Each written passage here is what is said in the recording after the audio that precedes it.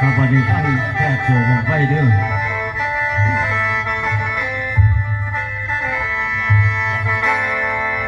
นี่ละน้อยพอพันสิพาพุ่นใหญ่กายฟ้าพุ่งไปข้ามทวง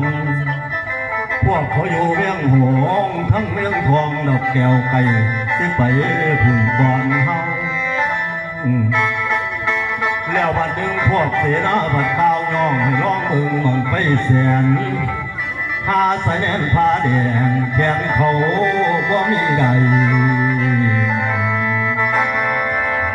ในตอนนั้นในขุนเอาบังไฟขึ้นเทียมโหงเหลี่ยวขาดทาง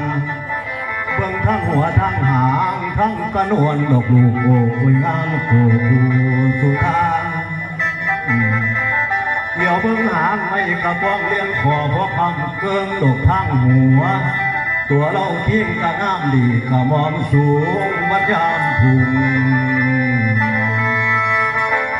ขึ้นสูงเลือลาอย่าลงมาขายหน้าที่ให้ได้ไอ้คนดี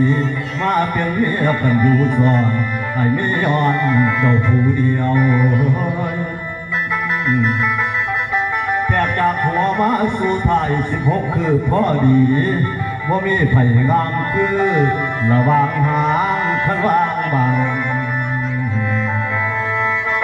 และเพิ่นว่าคือที่หนึ่งเป็นตัวบ่มีร้องคือที่สองแม่นไผ่กระย่อมแพ้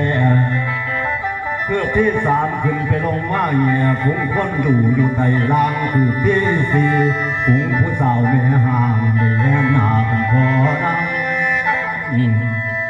คือที่หาพระกนกดอกทำแตกมุนเป็นปุ๋ยผง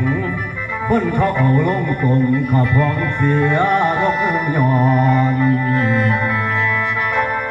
เกิดที่หัวตกลงดินแล้วขึ้นกายหัวคนจนแตกตื่นเกิดที่เกียดไปลอยดอกอ่อนหนา